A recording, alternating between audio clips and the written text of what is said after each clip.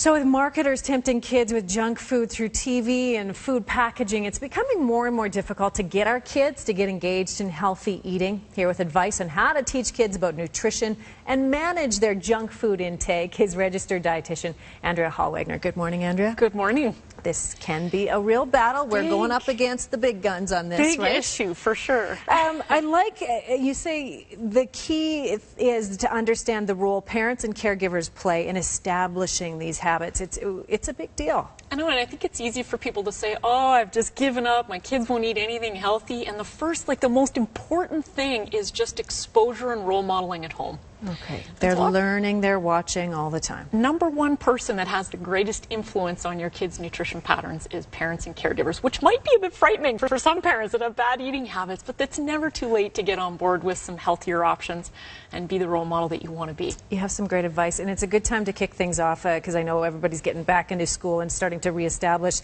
some routines. So let's start off with your point about increasing exposure. What do you mean by that? Kids food is very visual. You know, if you think of how colorful the produce section of a grocery store is or a farmer's market, kids actually are very curious and like to learn about foods. And the younger you start, the better.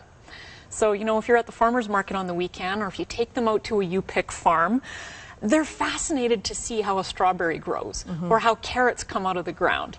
And one of the best ways to expose them is just that visual aspect of learning. It's very sensory food. Absolutely. So get them involved in the cooking process. As opposed to a bag of potato chips, which there's no story there. Sure, no story. Well, kids don't even understand that a potato originally came from the bag of potato chips. That's the issue there. Yeah. Great point on eating meals together. Why is that so important? You hear that over and over again.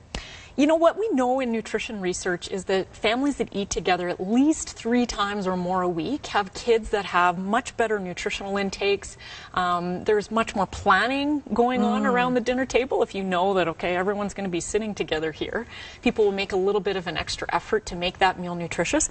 And what we also know is that kids are actually better students. They're less likely to abuse alcohol and drugs.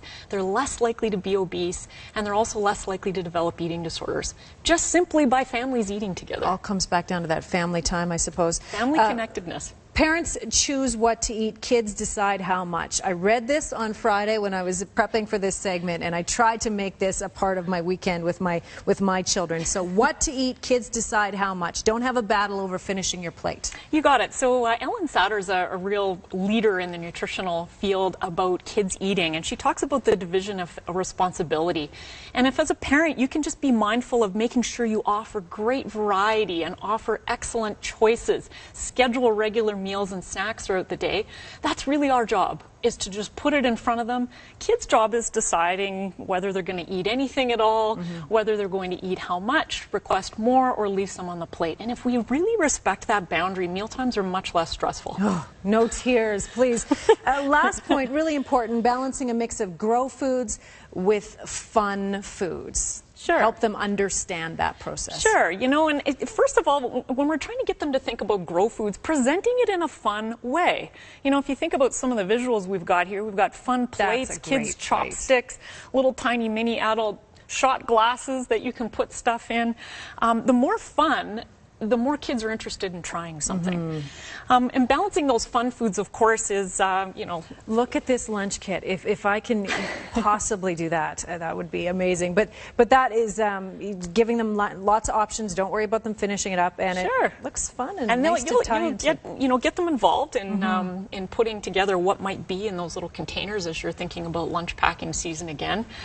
And when it comes to those junk foods, the biggest #1 strategy as a parent is we have to teach kids how to manage them. Meaning, the goal is not to eliminate all junk foods from your house. Otherwise, your kid will be the one that goes over to a neighbor's house and eats a dozen cookies or 3 bags of potato chips, which is kind of not what we want them to be doing. Not teaching them those life lessons. That's great advice. And for more information to find Andrea, you can go to healthstandnutrition.com. Thank you, as always. Thank you. We are 7:51 on our Monday morning. Just ahead, Lindsay Lohan opening up to Oprah Winfrey about her problems and